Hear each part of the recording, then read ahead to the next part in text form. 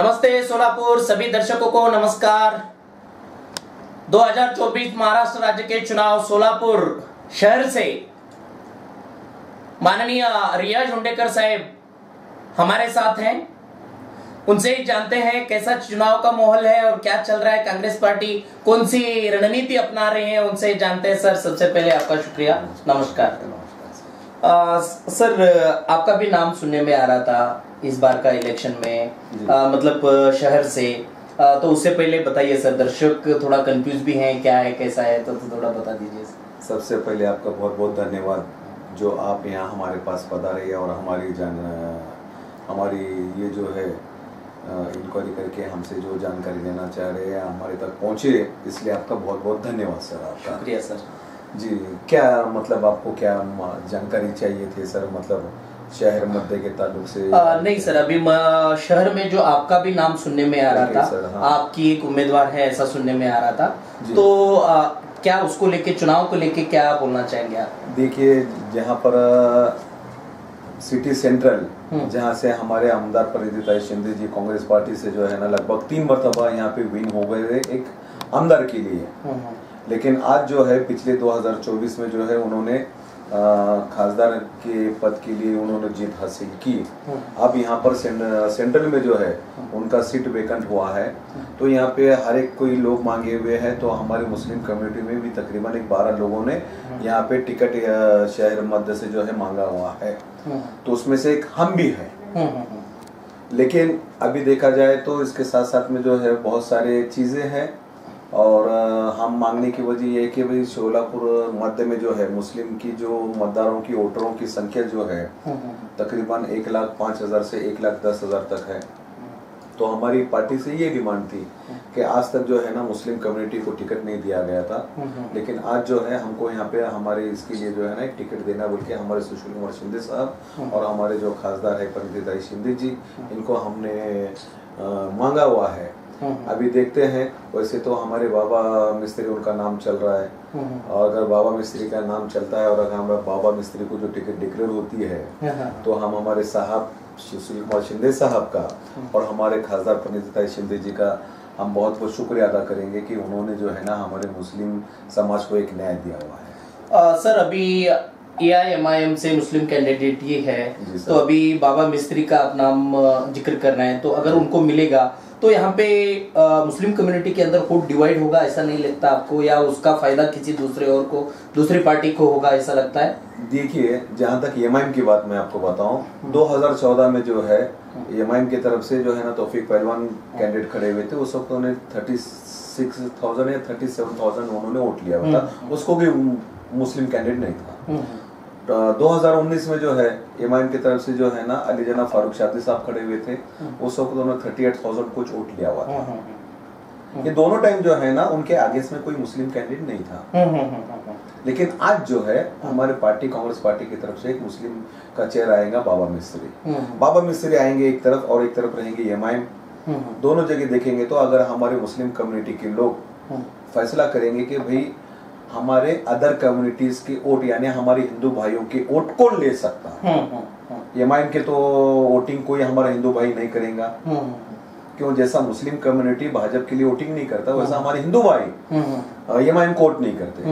वहाँ पे MIM को करना वोटिंग तो सिर्फ मुस्लिम कम्युनिटी करना है, लेकिन कांग्रेस पार्टी एक सेकुलर पार्टी है, यहाँ पे हर कास्ट के, चाहे हिंदू हो, मुस्लिम हो, सिख हो, क्रिश्चियन हो, हर कम्युनिटी के वोट जो है ना कांग्रेस पार्टी को मिलेंगे, वैसा बाबा मिस्त्री को हमारे वोट मिलेंगे। वहां पर जो है मुस्लिम कम्युनिटी की वोट मिलेंगे, और मैं तो ये कहना चाहता हूं कि पिछली मर्तबा जिन्होंने इतने वोट लिए थे 2014 और 2019 में, अब उतना फिगर नहीं जाएगा। अभी जहां तक मेरा जो फिगर देखा जाएगा तो तकरीबन 8 से 10 हजार के अंदर ही वो वोट ले पाएंगे, वो भी बहुत ज्यादा हो गया सर। अभी महाराष्ट्र के अंदर पूरा देश महाराष्ट्र को देख रहा है, जिस तरह से पार्टियां फूट रही है, जिस तरह से महाराष्ट्र का राजनीतिक चल रहा है, तो कहीं ना कहीं वोटरों पे एक असर पड़ रहा है इसका, या वोटर कंफ्यूज है, ऐसा आपको लगता है?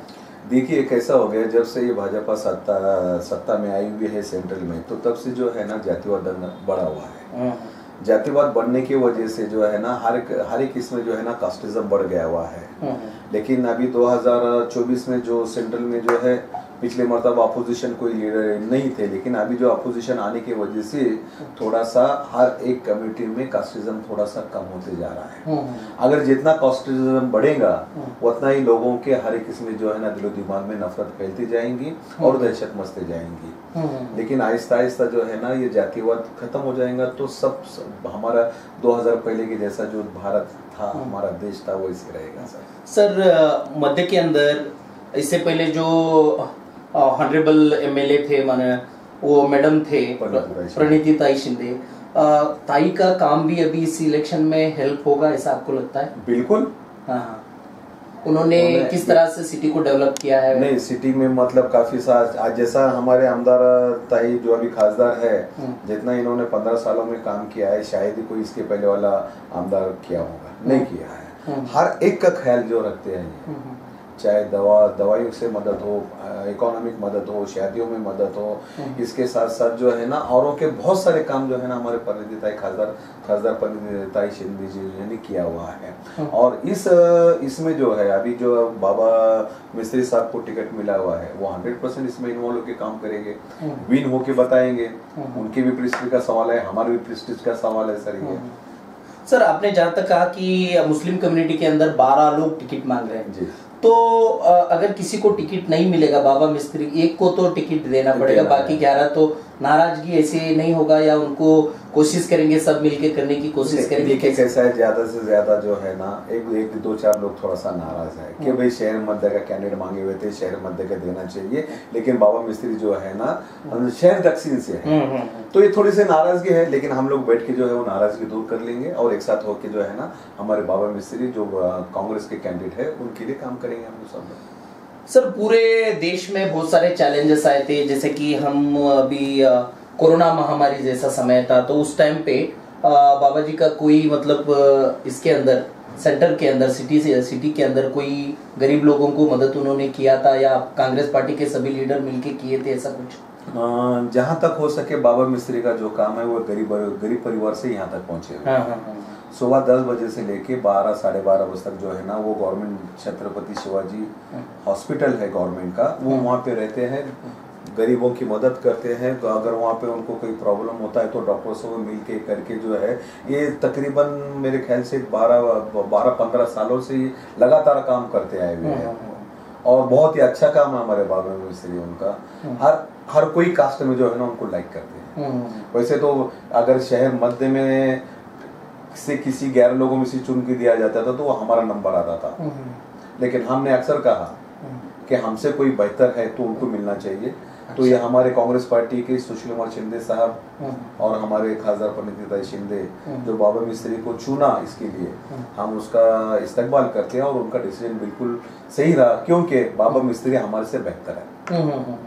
सर अभी जो युवक हैं पहली बार जो वोटिंग डालने के लिए तैयार हो रहे हैं, ऐसे नई पीढ़ी के लिए उनको अट्रैक्शन करने के लिए कोई रणनीति कांग्रेस पार्टी ने बनाया है? आपने कुछ सोचा उसके बारे में? नहीं, कांग्रेस पार्टी के पास तो रणनीति है ये यंग जनरेशन को ये करने के लिए। उसके साथ साथ हमारा भी फर्ज बनता है कि हम भी जो है ना ये यंग जनरेशन की जो पहली फर्स्ट मतलब वोटिंग कर रहे हैं उन तक पहुंचे और कांग्रेस के जो ख्यालात है, कांग्रेस के जो एम है, कांग्रेस की जो थिंकिंग है वो बच्चे तक पहुंचाए हम, ये हमारा फर्ज बनता।